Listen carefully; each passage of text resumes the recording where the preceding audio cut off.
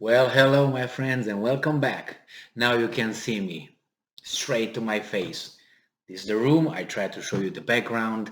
Nevertheless, so as I said, I'm vacationing for a few days, and as you see, I'm very patriotic, ready for action. And with my friend right here, helped me create stuff. And this is the new article that I want to discuss. So I'm not at home. I'm with some friends, doing some fishing, talking, enjoying ourselves, and living a good life in the greatest country in the world. So let's go. Put the goggles on, and it says here from Ukrainska Pravda, from the 28th of May 2022, today.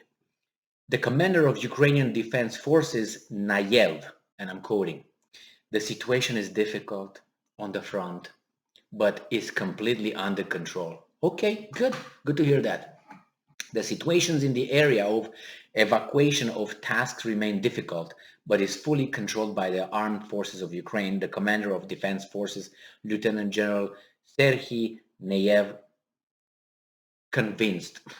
Okay, I don't think I'm convinced, but nevertheless, it says here that uh, in Donetsk Oblast, I'm quoting, in Donetsk Oblast, and especially in Luhansk Oblast, the enemy is increasing its forces and intends every day and night to carry out the task of reaching certain areas with further efforts to surround the Ukrainian forces. The military command is taking comprehensive, when I hear comprehensive, it's like, oh my God, comprehensive gun control laws. Anyway, not my dogs. Friends, too many. Comprehensive measures to respond to these intentions of the enemy properly. So the military command is taking comprehensive measures to respond to these intentions of the enemy properly. Our defenders, at the cost of their own lives and health, are restraining enemy attacks and doing everything possible to maintain those parts of the front where the enemy continues to accumulate additional forces and resources. Nayev also said that the Ukrainian armed forces are strengthening defense of on Kharkiv and Zaporozhye fronts. All right, and we go here to a little background information. The commander-in-chief of the armed forces, Valery Zalukhny, reminded the partners that the delivery of weapons should not be delayed. Pronto, right now, let's go. Uh, as it measured by the lives of people who saved the world from the Russian occupiers. The president's office emphasizes that Ukraine needs an American MLRS, multiple rocket launchers, including to unblock the Black Sea. Well, a few points here. From what I know, Zaporozhye is kind of like, oops, too much wine, gone. That's one thing. And the other thing is they've been receiving all these weapons continuously. The Black Sea port, as far as the Russians are saying, is that they are it's a safety corridor, about 3 miles nautical miles wide and about 80 miles long, where they could go and the grain and whatever they want to ship in and out, it's open. But the Russians stated that actually it's the Ukrainian mines that are preventing the transport of goods to occur. So I know everybody's lying, but nevertheless, from time to time you can put things together and say, hey, wait a second, what's going on? Yeah, it's going on that everybody's lying.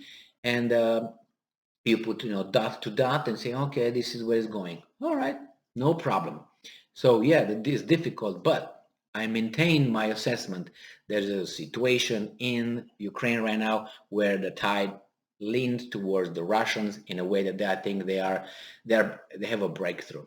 And as I said yesterday or the day before, uh, we will hear about it very soon. We will hear about the changes and increases of advancements on the Russian part. And I analyze that based on the statements made by foreign officials, not the Russians, not the Ukrainians, who are starting to say, oh, maybe Ukraine should just give some of their land to the Russians, and they start negotiating and all that.